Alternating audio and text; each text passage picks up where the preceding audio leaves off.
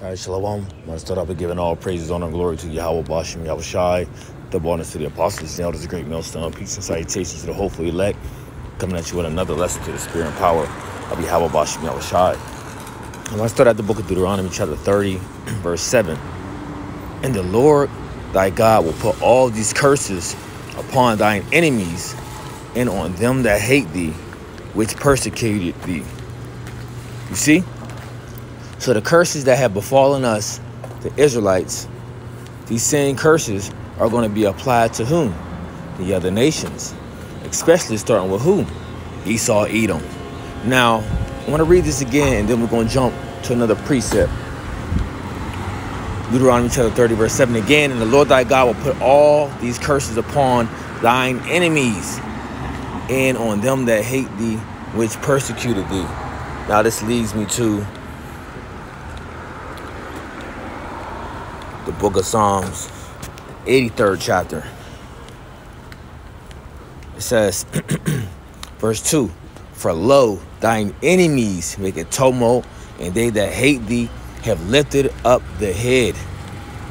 They have taken crafty counsel against thy people and consulted against thy hidden ones. So remember, what's reading within this context is going into what? Our enemies making uprising against us, our enemies that have lifted up their head against us, our enemies that have taken crafty counsel against us. And what did they do? As a group, collectively, they can consult it together against us, right? Verse 4 says, they have said, come and let us cut them off from being a nation, that the name of Israel may be no more in remembrance. So, like I once said before, as a group, they came together, right, on one accord and says, let us cut these people off, okay? Let's cut their name off. Let their name be no more remembrance. That they won't be known in the earth as the Israelites. Okay, that they won't be known in the earth as the chosen people, the holy people unto the Lord our God. Right? This was a plot and plan. Yes, started, with Esau, Edom as the head, and executed, or finished up, okay, with the heathen being in league with them. So verse 4 again, it says, they have said, come and let us cut them off from being a nation, that the name of Israel may be no more in remembrance. For they have consulted together with one consent. They are confederate against thee. The tabernacles of Edom. So like I said before, the head honcho of this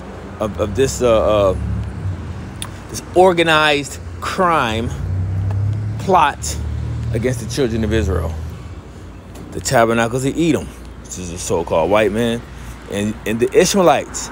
So you got the people over there, the Arabs, so to speak. They're also involved in this. Of Moab, and of the Hagarenes, and of Gabal, and of Ammon, and of Amalek, the Philistines, and the inhabitants of Tyre. Ashur also joined with them. They're hoping the children of Lot Salah. So this goes into the Chinese that were involved in this. Because now I'm going back. I'm using the biblical name is being used, but now I'm going to use names that they're known by on the earth. So you got the so-called Chinese that were involved. You got the so-called Japanese that were involved. You got Ham that were involved. Okay, all these you got these heathen nations that were all in league and that were all involved in the downfall of Israel. Right, and I didn't say it in a specific order, but I'm just letting you know of these different nations. Okay, that were all involved in our downfall. Okay, but these same curses are going to apply to what? Thine enemies, because as the scripture says, these people are our enemies. And Jake doesn't seem to register this to their head. Now, let's go to the book of Lamentations, chapter 4, verse 20. It says, let's start at verse 17. It says, Lamentations chapter 4, verse 17. As for us, our eyes as yet fail for our vain help. In our watching, we have watched for a nation that could not save us. So look at today how even Jake is looking and hoping for another nation to somewhat, be their backbone or be extra support or helping to them. They're not getting that. Okay? So as our people are steadily hoping for someone to speak up for us, for someone to stand up for us, it's not going to happen. You see? As for us, our eyes is yet failed for our vain help and our watching. We have watched for a nation that cannot save us. They hunt our steps, that we cannot go in our streets. Our end is near, our days are fulfilled, for our end is come. Right now, remember, this is a lamentation that Jeremiah is speaking of what was taking place, unto Israel, unto Jerusalem, through, right? This is our persecutors, right? So they are named our enemies. They are named our persecutors. Why? Because they have persecuted us, right? And that's whether directly or indirectly. Our persecutors are swifter than the eagles of the heaven. They pursued us upon the mountains. They laid wait for us in the wilderness. They were everywhere. Okay, they were everywhere. Hey, were places that we were running into. They set up shop. They was already waiting for the ambush, waiting for the takedown. You see. And as of today, don't think don't know how Jake's don't have a map of operations how to try to contain Jake. Don't think he don't know this. You see? Because this devil knows. It says the breath of our nostrils, the anointed of the Lord was taken in their pits, of whom we said under his shadow we shall live among the heathen. Rejoice and be glad, O daughter of Edom, that dwellest in the land of Uz. The cup also shall pass through unto thee. Thou shalt be drunken, and thou shalt make thyself naked. So it's funny that the chief and the head of this wicked council is being named right here, being told to rejoice. Okay? Rejoice and be glad. Why? Because guess what? This cup that is about to pass through him, that he's about to drink, that he is about to be made naked, that is about to be his shame. Oh, he about to drink a whole big cup of slavery. All right? The curses. This is what he about to drink down. The punishment of thy iniquity is accomplished, O daughter of Zion. So our punishment is almost up. Okay?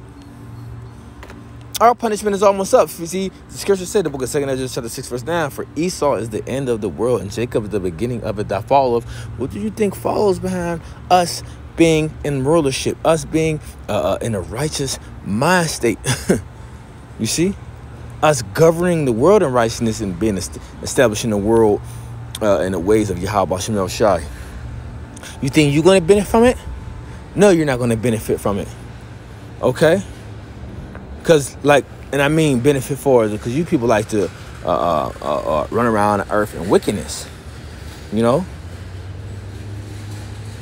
And we're going to operate the earth with complete righteousness, under the authority of Yahweh Ba'ashem Yahushai, under that righteous vibration.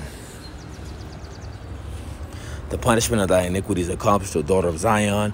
He will no more carry thee away into captivity. He will visit, right? So we're no longer going to be going back into captivity again. This right here, America, Babylon, and Great. Okay, this captivity and what we're scattered throughout the earth, this was our last captivity. Okay? Yahweh Shai returns. There is no going back into captivity. No.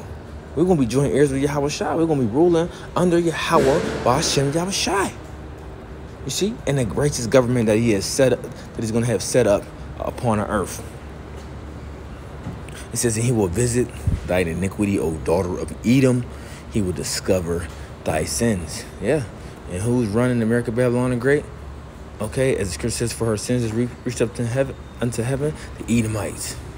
Okay, and their iniquity is about to be visited. Okay. They have been revealed, they have been discovered, and they are going to be put, the Babylon, America, Babylon the Great is going to be put as a public example of this. What happens when you do wickedness, just like how Sodom and Gomorrah was. All right. So it's a quick hit to the spirit. So next time I want to say shalom.